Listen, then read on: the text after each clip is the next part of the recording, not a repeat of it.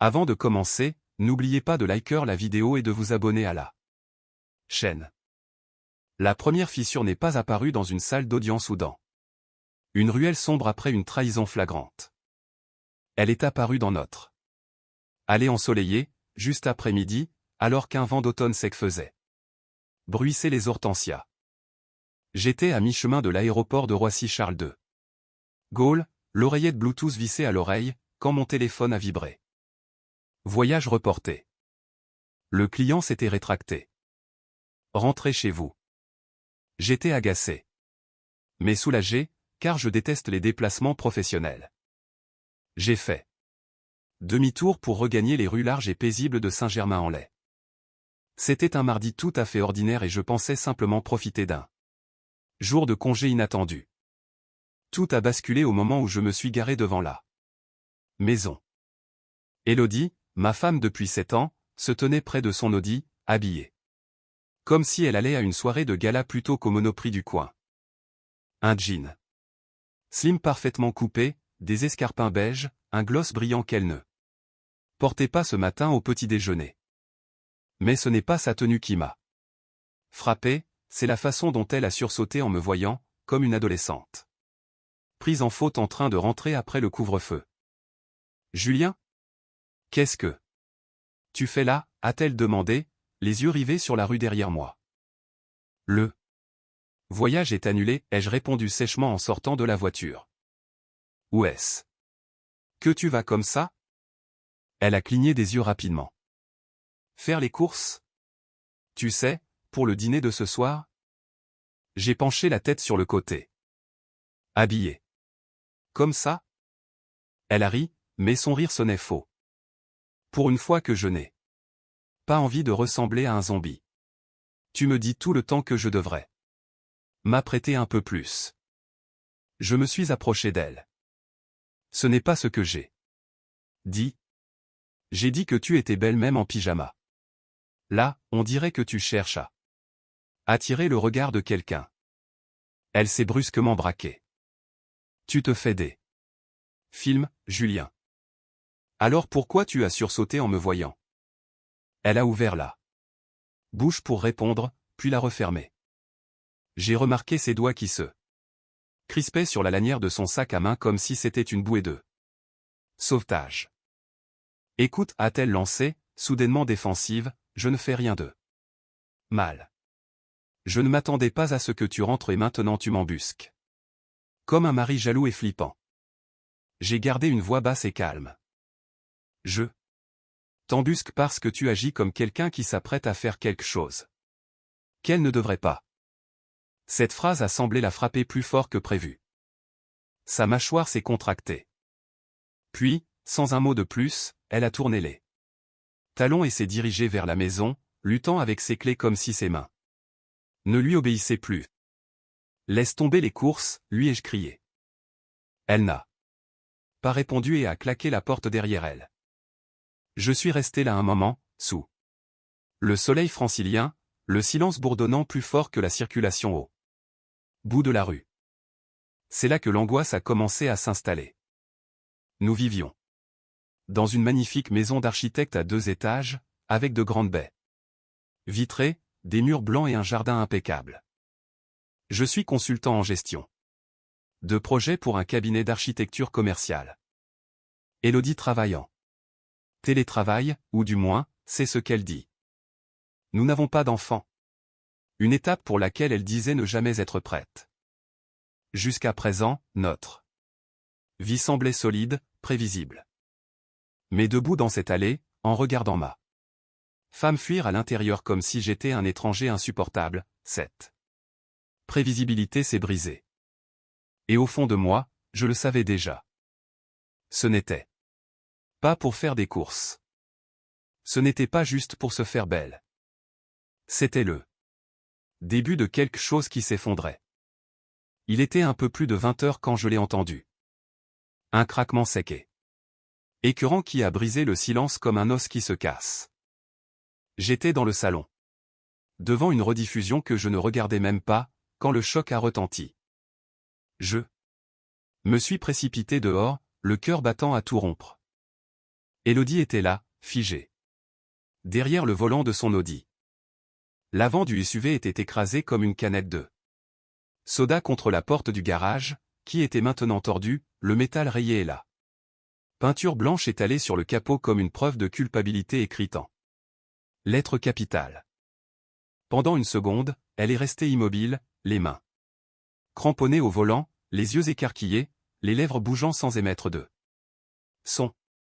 Puis la portière s'est ouverte et elle a explosé. Cette allée est stupide. Tu n'as jamais réparé les lumières comme je te l'avais demandé. J'ai cligné. Des yeux, sidérés. Quoi?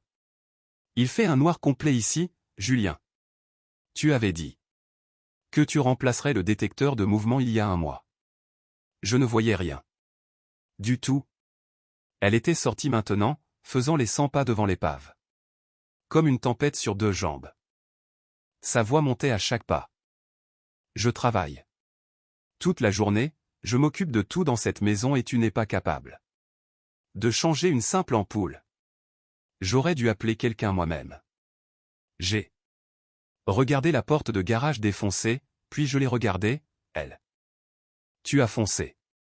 Dans une porte de 3 mètres de large, Élodie. Même sans lumière, à quelle vitesse tu roulais? N'essaie pas de retourner la situation contre moi. A-t-elle répliqué. C'est de ta faute, Julien. Je t'avais dit qu'il faisait trop sombre. J'ai délibérément gardé un ton calme. Il a fait nuit tous les soirs. Cette semaine. Mais il a fallu que ce soit ce soir que tu finisses dans le mur. Elle a croisé les bras, tremblante, et ce n'était pas à cause du froid. Pourquoi tu te comportes comme ça? Tu agis toujours comme si tu étais au-dessus de tout. Non, ai-je dit en marchant lentement vers elle, c'est juste que je ne hurle pas sur les gens quand je fais une erreur. Elle a reculé. Comme si je l'avais frappée. Ah, c'est donc ça? Tu penses que je suis une idiote irresponsable? Je me suis accroupi près de la voiture pour inspecter les dégâts sur le pare-choc. Je pense que tu es en colère après quelque chose. Ou quelqu'un, mais ça n'a rien à voir avec une ampoule, Élodie. Sa mâchoire s'est contractée violemment. Pendant une seconde, j'ai cru qu'elle allait avouer quelque chose, mais elle a secoué la tête, les yeux brillants de larmes. Tu ne comprends rien, a-t-elle murmuré. Explique-moi, alors. Sa voix s'est brisée. C'est juste que tu ne me fais plus jamais me sentir en sécurité. Je me suis redressé lentement. Parce que je n'ai pas changé une ampoule? Non, parce que tu ne me vois pas. Pas vraiment. Cette phrase est restée suspendue dans l'air. Je l'ai regardée, là, dans son chemisier en soie et ses talons de la veille. Toujours habillée pour une version d'elle-même qui n'appartenait plus à ce foyer. Ses bras étaient serrés contre elle comme si elle essayait de ne pas tomber en morceaux. Et soudain, j'ai compris. Elle n'essayait pas seulement de rejeter la faute sur moi. Elle était en train de perdre pied. Quoi qu'elle cache, cela commençait à la ronger de l'intérieur. J'ai laissé échapper un long soupir, puis j'ai fait un signe de tête vers la maison. Rentre. Il est tard.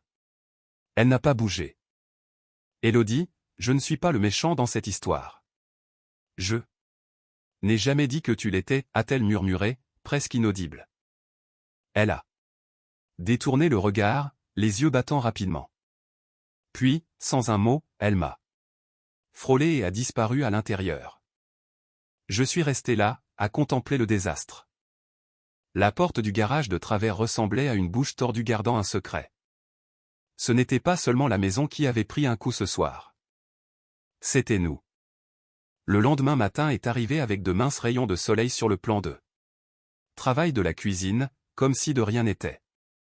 Élodie était devant la cuisinière, de dos, préparant des œufs qu'elle n'allait probablement pas manger. J'ai versé mon café, je me suis assis et j'ai attendu. Le silence appelait une étincelle, alors j'ai lancé, en jetant un œil à la porte de garage. Pliée par la fenêtre, c'est quoi le programme aujourd'hui? Foncer dans la Boîte aux lettres? Ou peut-être démolir la clôture du voisin?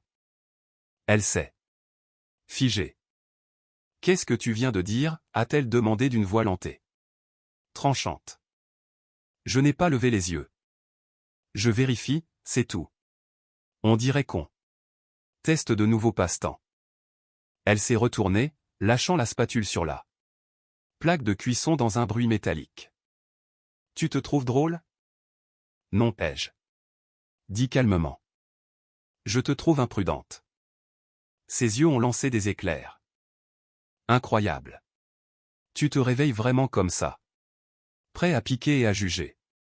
Tu es un robot. Tu as foncé dans la maison, Élodie. Et tu es resté là sans aucune réaction, a-t-elle crié. Aucune inquiétude. Pas de est-ce que ça va. Juste ce regard, comme si je te dégoûtais. J'ai enfin planté mes yeux dans les siens. Tu allais très bien. Tu étais en colère, pas blessé. C'est ça ton problème, a-t-elle hurlé. Tu ne ressens plus rien. J'ai pris une gorgée de café. Je ressens beaucoup de choses. Je ne les mets juste pas en scène pour toi. Elle a eu un rire sonore et amer. Waouh. Écoute-toi. Tu es devenu cet étranger froid et détaché. Parce que je n'ai pas crié, ai-je demandé. Parce que je ne me suis pas excusé pour une bêtise que je n'ai pas commise. Elle a posé violemment une assiette sur la table. Parce que tu t'en fiches. Tu rentres, tu observes, tu juges et tu restes sur la réserve. J'étouffe ici. Julien. J'étouffe. Tu étouffes, ai-je répété. Dans une maison où tu sembles à peine vouloir être. Son visage est devenu rouge. Et voilà. Encore. Cette accusation. Je n'accuse pas, ai-je dit d'un ton égal. Je constate. Elle s'est penchée en avant, les mains à plat sur la table. Tu ne me touches plus. Tu ne me demandes pas comment je vais. Tu ne te bats même plus pour nous. Je suis juste là, assis en face de toi. Ce n'est pas ce que je veux dire. Et tu le sais, a-t-elle crié. Tu as décroché. Tu es vide émotionnellement. J'ai penché la tête. C'est drôle. Aux dernières nouvelles, je suis le seul qui soit encore vraiment présent ici. Elle a ricané. Présent? Tu penses qu'exister physiquement suffit à faire de toi un mari? Je pense qu'il est plus facile de me blâmer pour tout que d'admettre que tu es malheureuse, ai-je lâché. Elle a ouvert la bouche, puis l'a refermée. Pendant une seconde, on aurait dit qu'elle allait dire quelque chose de sincère. Puis elle a explosé à nouveau. J'ai tellement sacrifié pour ce mariage. Je me suis plié en 4. Pour devenir ce dont tu avais besoin. Et maintenant, je ne peux plus respirer. Sans que tu dissèques chacun de mes gestes. Je ne t'ai pas demandé de te plier, ai-je répondu. Je t'ai demandé d'être honnête. Elle a saisi sa tasse de café et l'a poussée si fort qu'elle a éclaboussé tout le comptoir. Tu fais toujours ça. Tu restes calme pour que j'ai l'air folle. Ce n'est pas une tactique, ai-je dit doucement. C'est de la retenue. Elle me fixait, là. Poitrine haletante. Je déteste la façon dont tu me regardes ces derniers temps.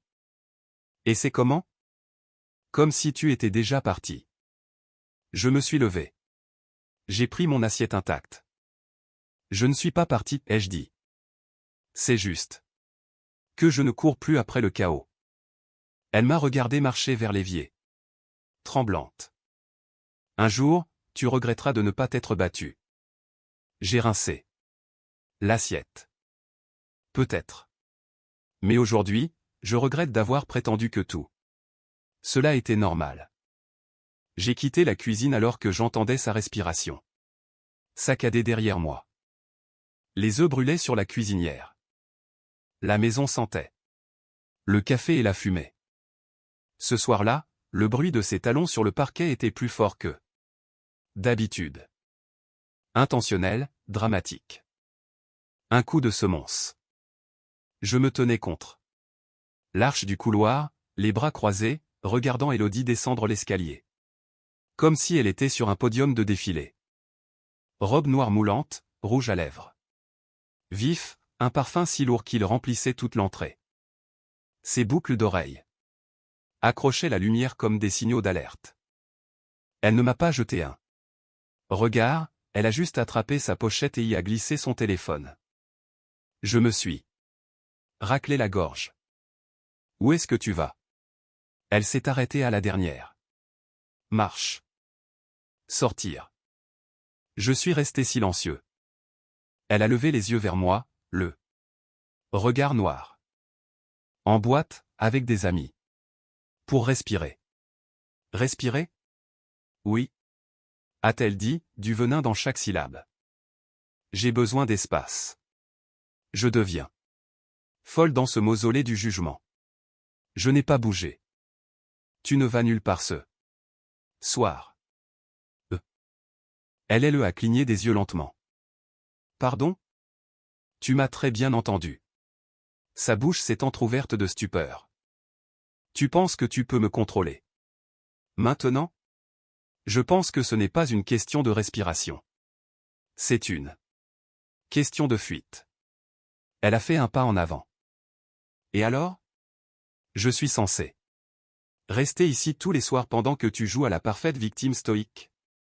Je n'ai pas dit ça. Alors qu'est-ce que tu dis? A-t-elle sifflé. Que j'ai perdu le droit de quitter cette maison. C'est quoi, le confinement, deuxième partie? Je dis, ai-je déclaré en me plaçant bien au milieu du passage, que ce soir, tu restes ici et qu'on fait face à ce désordre que tu as créé au lieu de le fuir. Elle m'a regardé comme si je venais de la gifler. Je n'arrive pas à y croire, a-t-elle dit en secouant la tête. Tu n'as pas à me dire où je peux aller. Tu ne vas pas sortir dans cette robe à 22 heures en prétendant que c'est pour prendre l'air.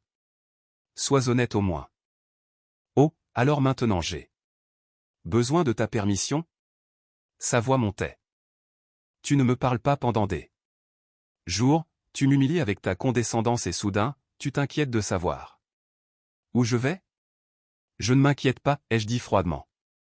J'arrête juste de jouer aux idiots. Tout ce cirque s'arrête ici. Elle a eu un petit rire sec. Tu crois que c'est un jeu?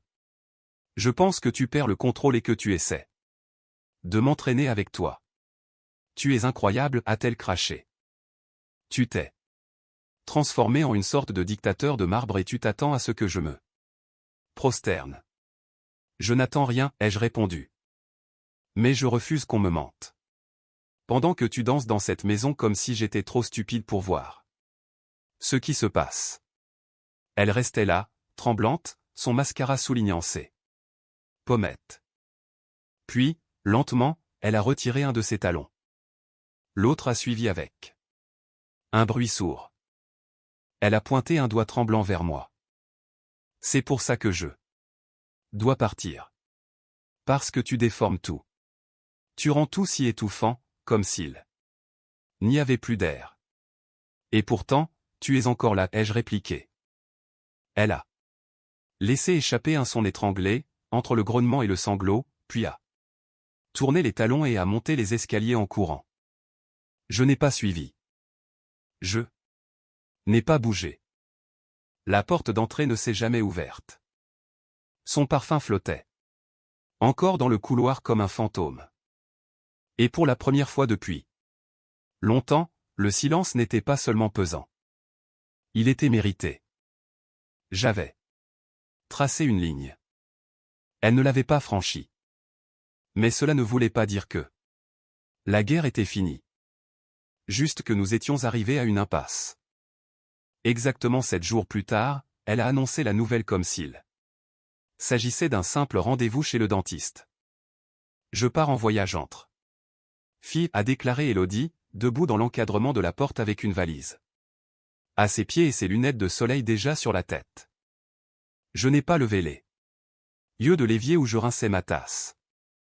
Où ça? Elle a haussé les épaules. Quelque part au soleil. Pas de réseau. Juste du calme. Pas de détails, pas de... Non, juste ce ton vague et travaillé qu'elle utilisait quand elle voulait que... quelque chose paraisse inoffensif. Ça a l'air sympa, ai-je dit. C'était tout. Elle a attendu, espérant probablement une réaction, un éclat de voix, une supplique pour qu'elle reste. Je ne lui ai rien donné de tout cela. Tu ne vas même pas me demander avec qui je pars, a-t-elle demandé, essayant de paraître amusée, mais sa main se crispait sur la poignée de sa valise. Non, ai-je répondu en m'essuyant les mains. Je pense que tu as déjà décidé de la réponse. Que tu veux que je croie? Ses lèvres se sont entr'ouvertes, mais elle n'a rien dit. Elle a fait demi-tour, a ouvert la porte et a fait rouler sa valise sur le perron dans un cliquetis sec. Je ne l'ai pas regardé partir, mais je suis resté longtemps dans le couloir après, écoutant le silence s'installer comme s'il avait enfin de la place pour s'étendre. Ce soir-là, j'ai préparé le dîner par habitude. 2 assiettes, 2 fourchettes. La mémoire du corps. Je ne m'étais même pas rendu compte que j'avais dressé la table pour 2 avant de m'asseoir. Et de remarquer la chaise vide en face de moi. Je n'ai pas touché à la nourriture. Vers 21h42, j'ai ouvert mon téléphone, non pas pour lui envoyer un message, mais juste pour faire défiler les réseaux, voir si elle avait posté quelque chose. Un lieu, un indice. Rien. J'ai tapé son nom dans la barre de recherche par instinct. Son profil n'apparaissait pas. J'ai changé d'application, réessayé. Rien. Facebook, Instagram, même Pinterest. Bloqué. Partout. Ce n'était pas une erreur. C'était une confirmation. Je n'ai pas paniqué. Je n'ai pas hurlé. Je me suis juste assis sur le bord de notre lit, le téléphone à la main, fixant la notification qui disait l'utilisateur introuvable. Et soudain, j'ai tout vu avec une clarté aveuglante. Ce n'était pas un voyage entre filles.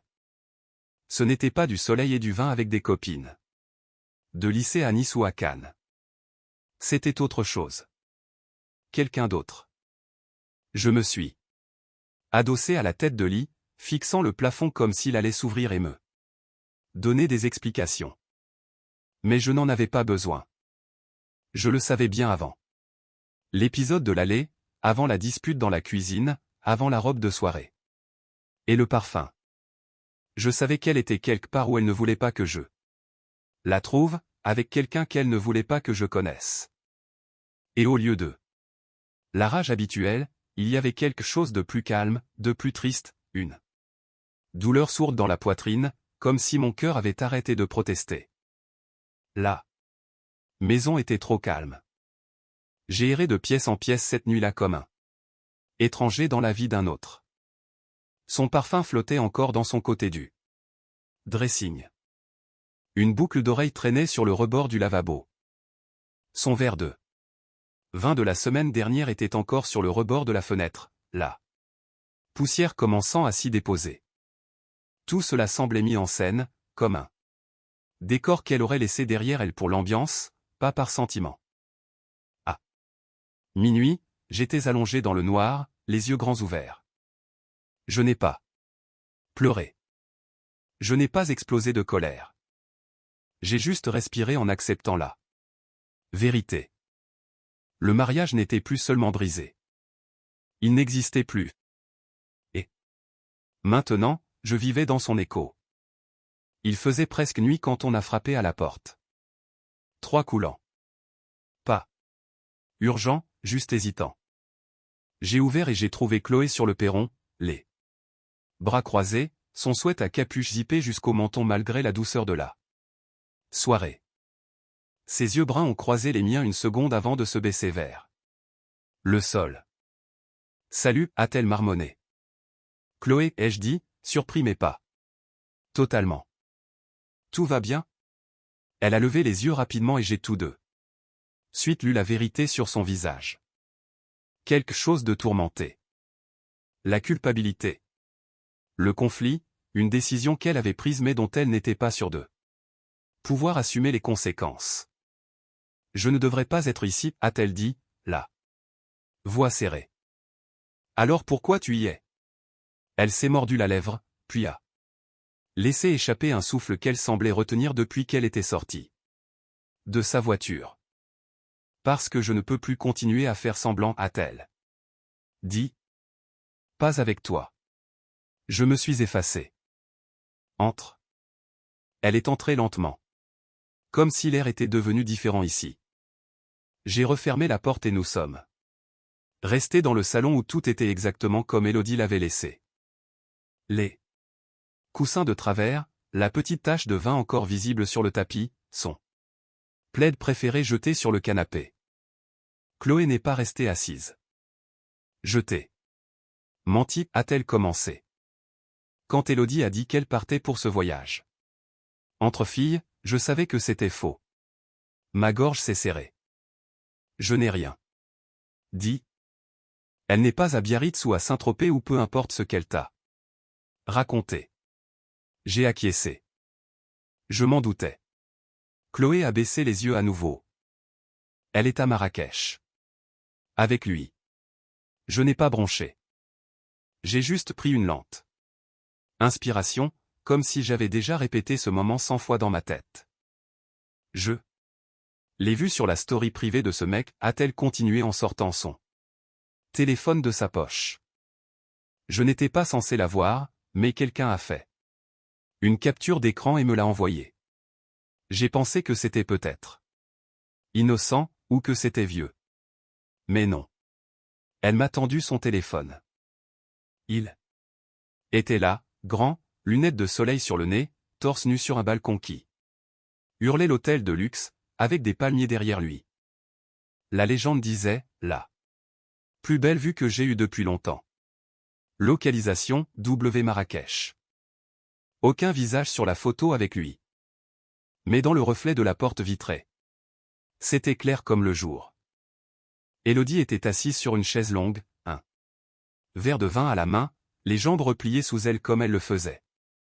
Toujours quand elle essayait d'avoir l'air naturel. Un autre poste montrait un petit déjeuner d'hôtel, 2 assiettes, 2 tasses de café. Légende, des matins comme celui-ci.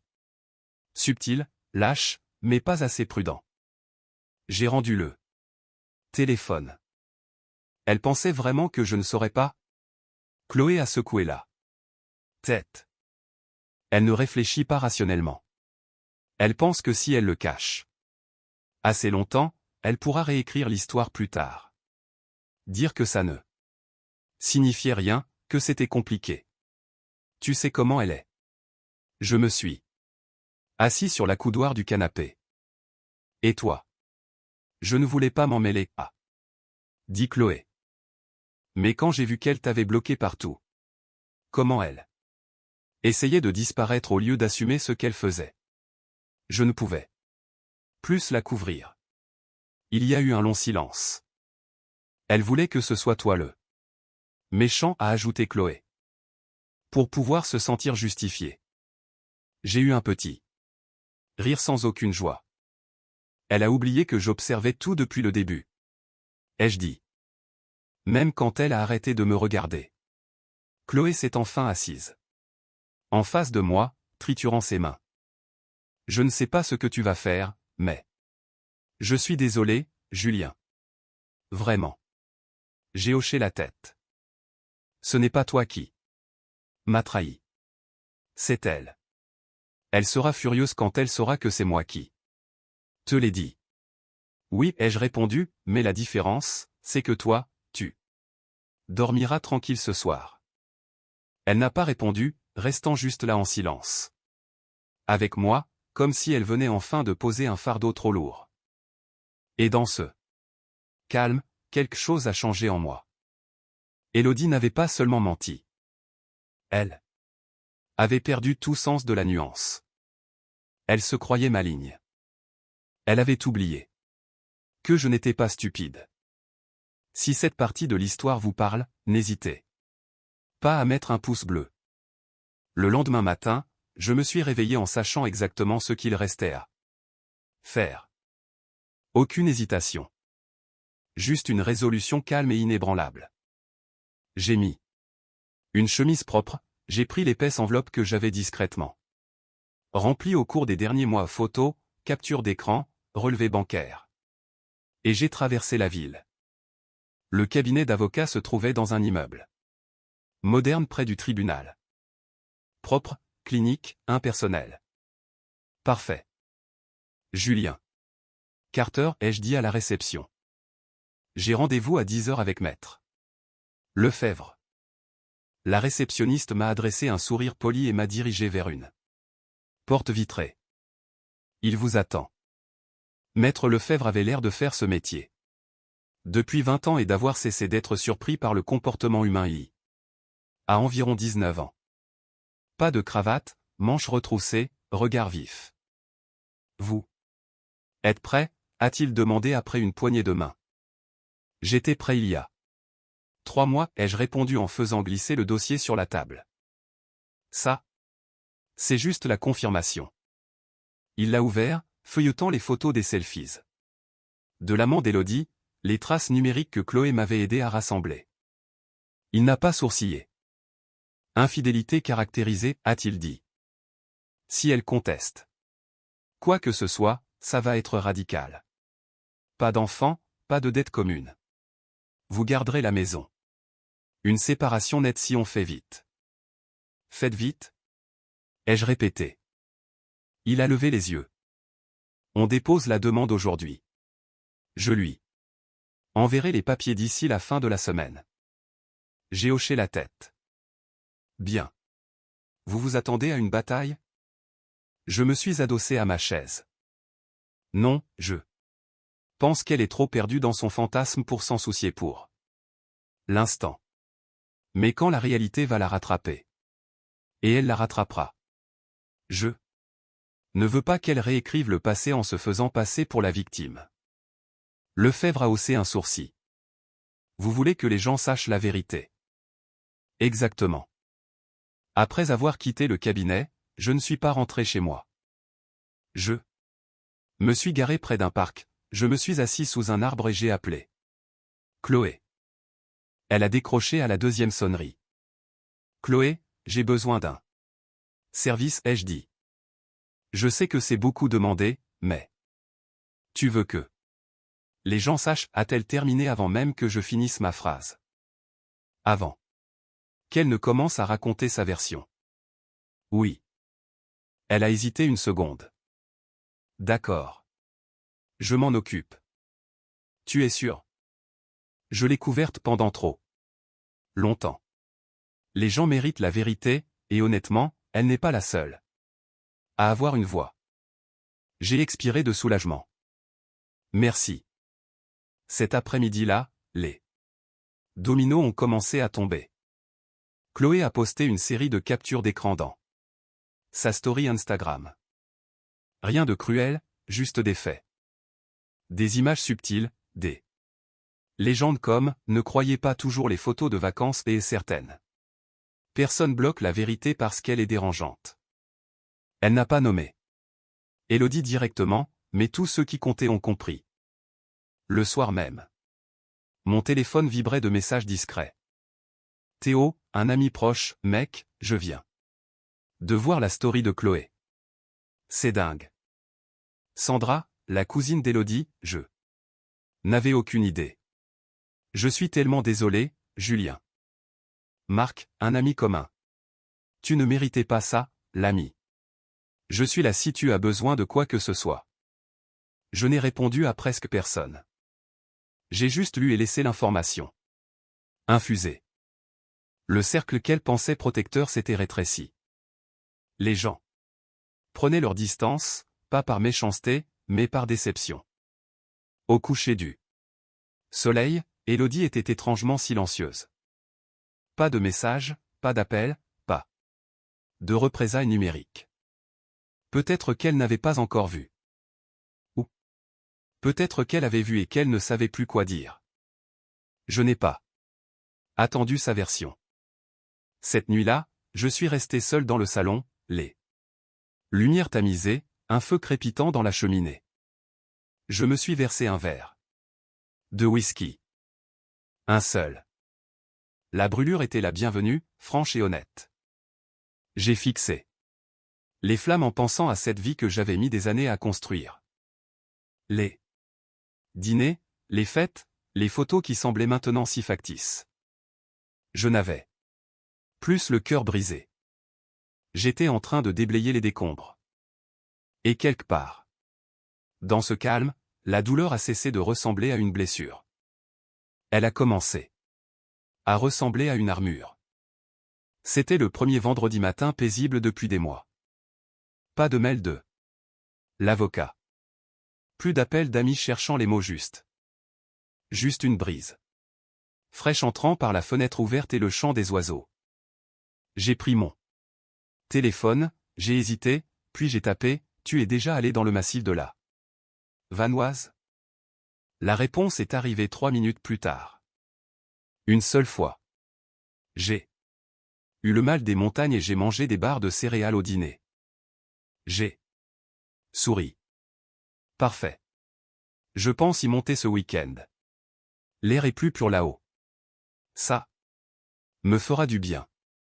Tu veux venir? Il y a eu une pause plus longue. Enfin, tu es sûr? Oui. Pas d'attente, pas de pression. Juste des arbres, des chaussures de rando et des blagues nulles. Autre pause. D'accord. J'ai besoin d'air moi aussi. Nous sommes partis tôt le lendemain matin. Sa voiture était pleine de snacks et mon sac à dos rempli de choses dont je n'aurais probablement pas besoin. Chloé portait une chemise à carreaux trop grande et des chaussures qui semblaient avoir vraiment vu des sentiers, pas seulement des étagères de magasins. Le trajet a été long mais agréable. Parfois silencieux, parfois rempli de musique et de commentaires sarcastiques sur la nourriture des stations-service. Chloé était quelqu'un de facile, elle savait quand remplir l'espace et quand laisser le silence s'installer. La première randonnée n'avait rien d'exceptionnel, un sentier étroit sur une crête avec une vue à l'infini. Le genre de chemin où l'on oublie que l'on marche parce que tout autour semble immobile. À un moment, nous nous sommes assis sur un rocher surplombant une forêt de pins dorés par le soleil couchant.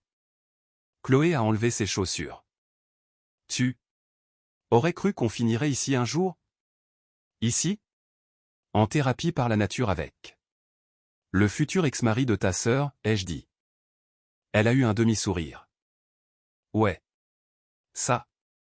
Non, ai-je admis. Honnêtement, je ne voyais pas plus loin que le mois d'octobre. Elle est restée silencieuse une seconde. Alors je suis contente que tu me l'aies proposé.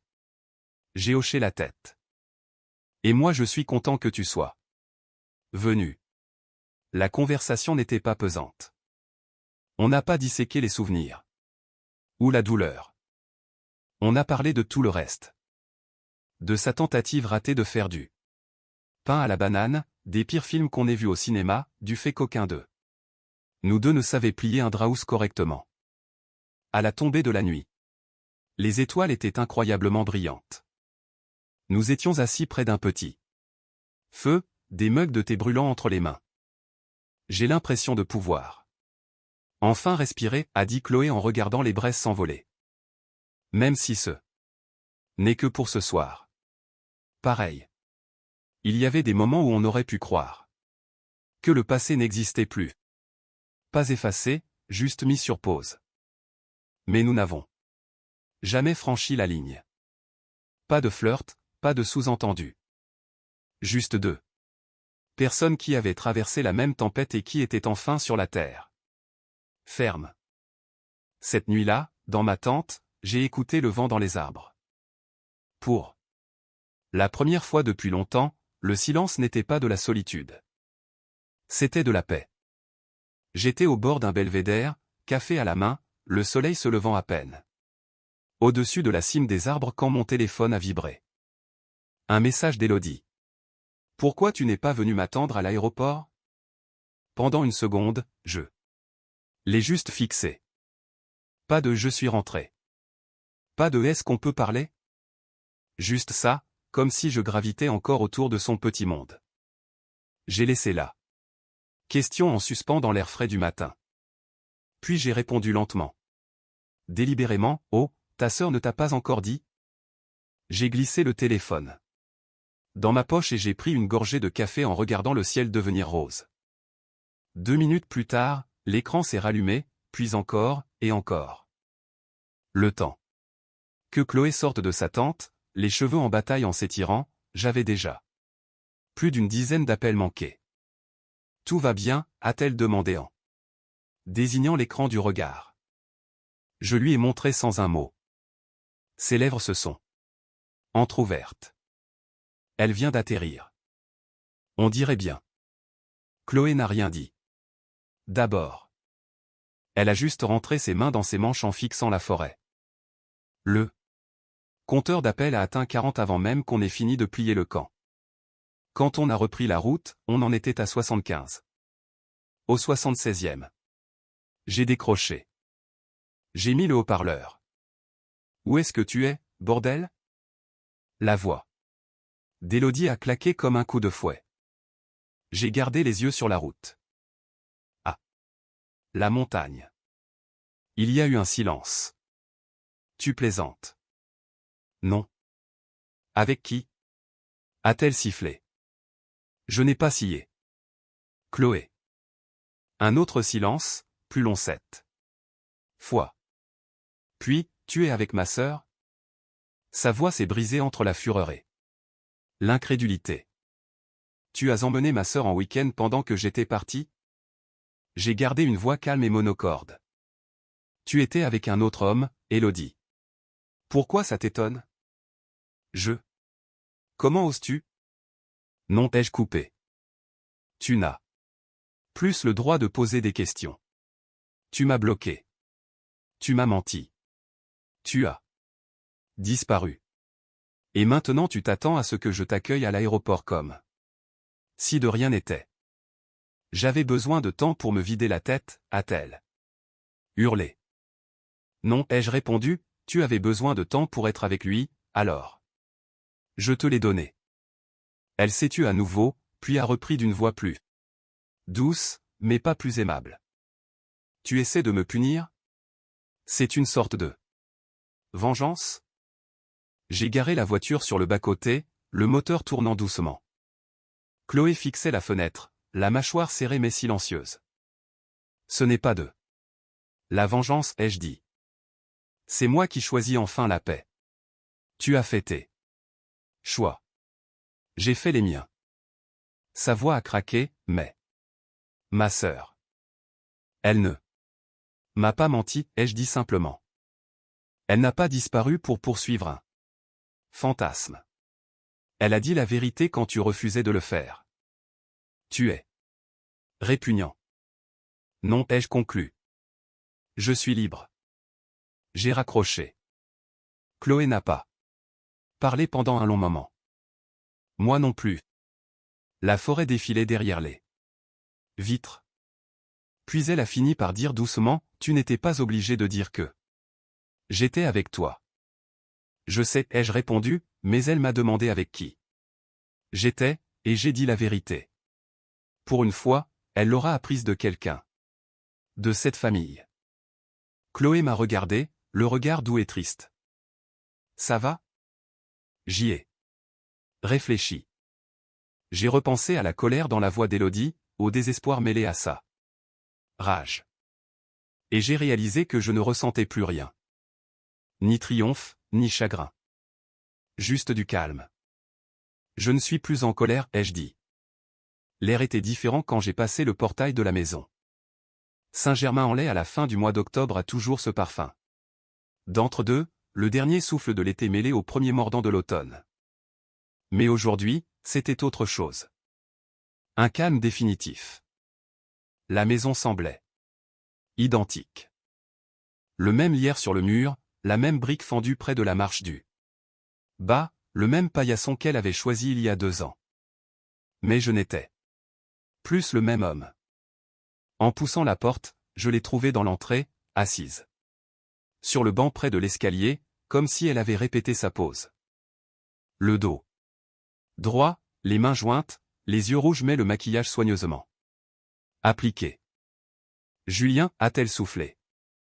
Tu es rentré. Je n'ai pas répondu tout de suite. J'ai juste posé mes clés sur la console et j'ai regardé autour de moi. Une odeur de bougie à la vanille flottait dans l'air. Elle avait fait le ménage. Probablement frotté chaque surface pour effacer le souvenir d'elle-même. Elle s'est levée. Je sais que tu n'as probablement pas envie de me voir, mais je voulais juste. Sa voix s'est brisée. Elle a dégluti. J'ai fait une erreur. Une énorme erreur. Mais ce voyage, Marrakech, rien de tout ça ne signifiait ce que tu penses. C'était stupide. C'était une erreur, pas un plan. J'ai haussé un sourcil. Tu as réservé des billets, un hôtel. Tu m'as bloqué partout. Ce n'est pas une erreur, Élodie. C'est de l'organisation. Elle a tressailli. J'avais peur. Tu étais si froid, si distant. J'avais l'impression de ne plus compter. Et c'est pour ça que tu as couché avec quelqu'un d'autre. Est-ce à lèvres à trembler. Je n'ai pas. J'ai penché la tête. Tu n'as pas? Elle a hésité. Juste une seconde. Mais c'était assez. Je ne sais pas ce que tu veux que je dise. A-t-elle murmuré. Je veux que tu me dises comment tu comptes réparer une trahison. Elle m'a fixé, les yeux écarquillés comme si je venais de lui demander de résoudre une énigme dont elle ne connaissait même pas les règles. On peut aller voir un thérapeute. Recommencer à zéro. On a des années derrière nous, Julien, ça compte, non? Ça compte, ai-je dit. C'est la raison pour laquelle je t'ai donné chance après chance. Et c'est la raison pour laquelle je ne le ferai plus. Les larmes coulaient sur son visage, maintenant. Lente et silencieuse. Tu ne vas même pas essayer? Je l'ai regardée. Vraiment regardée. Elle n'était plus la tempête, juste les décombres qu'elle avait laissés derrière elle. Tu ne m'as pas demandé d'essayer quand tu es parti, ai-je dit. Tu m'as demandé de ne pas me mettre en travers de ton chemin. Alors je me suis écarté. Elle a fait un pas vers moi. S'il te plaît. Je me suis effacé et j'ai désigné la porte. Le silence a duré longtemps. Puis enfin, elle s'est détournée. Lentement, délibérément, elle est sortie, sans valise cette fois. Juste le silence. J'ai refermé la porte derrière elle. Et ce silence n'était plus vide. C'était la paix. Le matin après le départ définitif d'Élodie, je me suis réveillé avec la lumière du soleil, pas une tempête. Pas d'oppression dans la poitrine, pas de poids sur les côtes. Juste la lumière filtrant à travers les stores et le faible bourdonnement de la rue. C'était le genre de silence que je craignais autrefois. Trop vide, trop révélateur. Mais maintenant, il semblait mériter. Je me suis étiré et je suis allé pieds nus dans la cuisine. La maison sentait encore un peu son parfum, mais de plus en plus faiblement. J'ai versé mon café, ouvert la porte arrière et je me suis assis sur les marches face au petit jardin. Quelques abeilles planaient près des lavandes qu'Élodie avait insisté pour planter. C'est drôle comme la vie continue sans demander la permission. Mon téléphone a vibré à côté de moi. Chloé. Ce voyage à la montagne, j'en avais vraiment besoin. Une pause, puis, un café un de ces jours? J'ai fixé le message un long moment. Pas parce que je ne connaissais pas la réponse, mais parce que je voulais l'apprécier pour ce qu'elle était. Pas de drame, pas d'obligation, pas d'invitation codée avec des motifs cachés. Juste quelqu'un qui tend la main. Quelqu'un qui avait aussi traversé le désastre, à sa manière. J'ai répondu. Bien sûr. C'était tout. Pas d'émoji, pas de réflexion excessive. Juste de l'honnêteté. J'ai pris une autre gorgée de café et j'ai laissé le soleil chauffer mon visage. Il n'y avait pas de musique de film, pas de conclusion cinématographique. Juste un homme assis dans sa propre maison, enfin seul pour les bonnes raisons. Je ne savais pas ce qui allait se passer ensuite. Et pour une fois, je n'avais pas besoin de savoir. Plus de fantasmes à poursuivre. Plus de vérité à déterrer. Plus de masque à porter. Juste ce moment. Calme, entier. Et réel.